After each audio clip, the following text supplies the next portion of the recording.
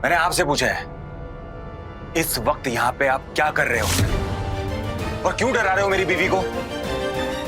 विधान, होश में आओ और जरा अपनी आंखें खोल कर देखो। विधि मुझसे नहीं बल्कि तुमसे डरकर कमरे में छुपी हुई है। अरे बकवास बंद करो आप। मेरी बीवी है, मुझसे क्यों डरेगी? फिर तुम बता पाओगे या विधि? वरना खुद सोचो, एक नई नवीली दुल्हन जिसकी शादी को एक हफ्ता भी नहीं हुआ है, वो अपने बीमार पति को छोड़कर किसी और कमरे में क्यों जाएगी? इसमें कुछ अजीब नहीं लगता?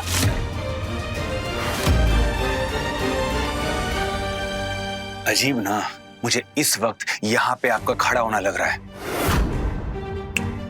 एक बात अपने कानों में डालो आप, मेरी बीवी को परेशान करना बंद कर दो। आज के बाद अगर आपने ऐसी कोई हरकत की ना तो मैं भूल जाऊंगा कि आप मेरे बड़े भाई हैं। समझ गए ना? चाहिए विधान, सच का पता तो लगा कर रहूंगा।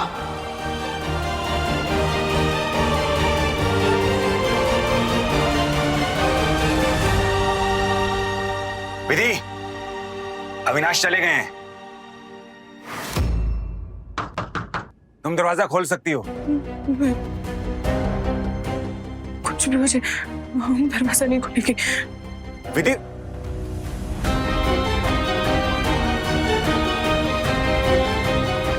विधि, दरवाजा क्यों नहीं खोल रही है?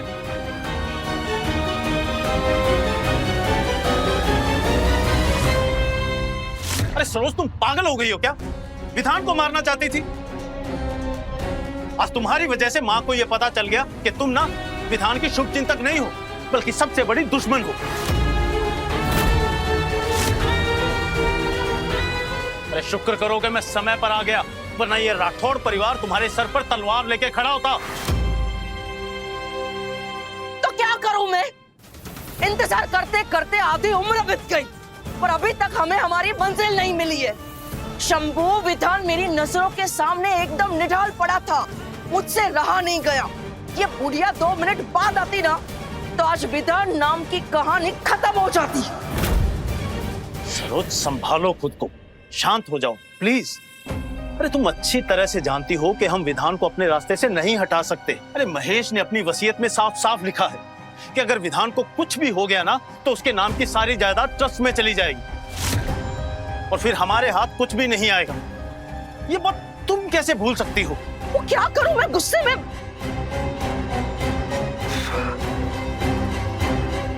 चिंता मत कीजिए, इतने सालों की हमारी मेहनत को मैं ऐसे बर्बाद नहीं होने दूंगी। मुझे विधान को जिंदा रखना होगा क्योंकि जब तक विधान जिंदा है हमारा सपना जिंदा रहेगा। खैर, मैं जाती हूँ, विधान के पास जाकर बैठती हूँ। कहाँ जा रही? विधान तो सुबह से पहले उठने वाला नहीं। आज रात यहीं रुक जाओ ना मेरे पास।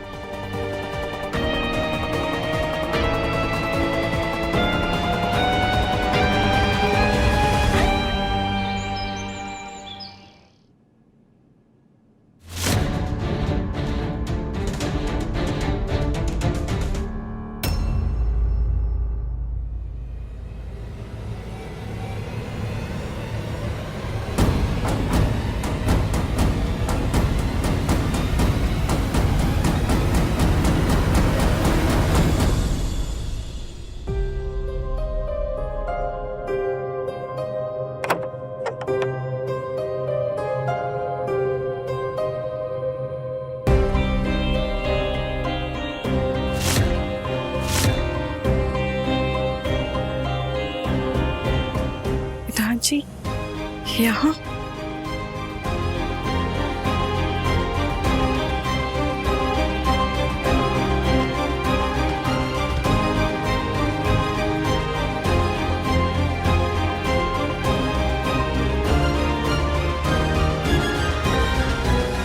विधान जी,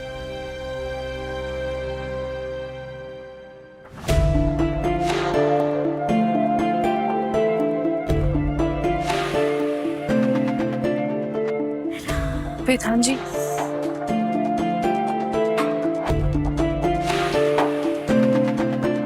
पल में शोला है, पल में ये है शबनम, खुशियों के लम्हों में आए हैं कैसे हम, सब जान के अनजान है, छुपा है कोई राज।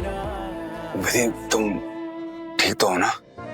हम ठीक है, पर आप यहाँ, आपकी तो तबीयत खराब है और आप ऐसे। वो रात को अविनाश तुम्हारा दरवाजा खटखटा रहा था, मैंने उसे भेज तो दिया, लेकिन मुझे लगा कि वो फिर से ना आ जाए तुम्हें परेशान करने के लिए, और तुम्हारी नींद खराब ना हो इसलिए मैं यहाँ बैठ गया, और मेरी कब आंख लग गई मुझे पता ही नहीं चला।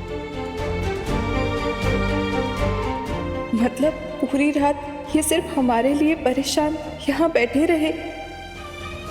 भोलेनाथ, समझ नहीं आ रहा, विधान जी को पाकर हम अपने भाग्य पर गर्व करें या अपने भाग्य से लड़ें। अरे विधान बेटा, तुम ऐसे नीचे क्यों बैठे हो? ओ, वैसे विधि, कल रात तुम इसी कमरे में सोई थी? हाँ जबकि तुम्हारा कमरा तो वहाँ ऊपर है ना? हाँ? चित्रा, हाँ जरा किचन में आओ, पूजा की तैयारी करनी है भाई। आई आई कोई बात नहीं, बहुत काम है, मैं जा रही हूँ। वैसे मैं भी चतुर चिड़िया हूँ, पैरों से नहीं दिमाग से सोचती हूँ, जो भी बात है पता तो लगा लूंगी।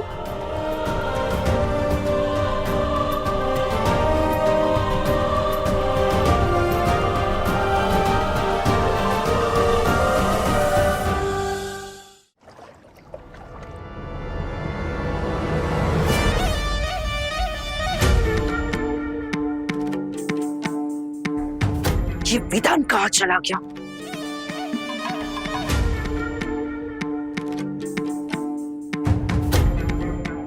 बेटा, तुम कब उठे? तुम्हें अगर कुछ चाहिए था तो मुझे आवाज दे देते ना।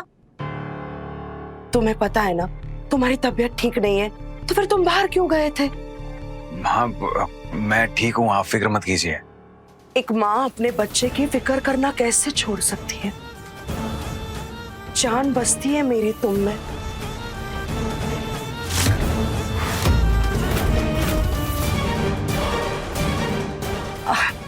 बेटा चलो जल्दी से रेडी हो जाओ और आरती के लिए नीचे आ जाओ। हाँ, एक मिनट माँ।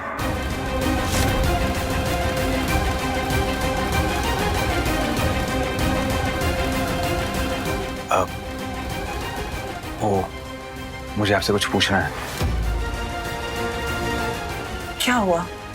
वो रात को विधि दूसरे कमरे में क्यों सोई थी?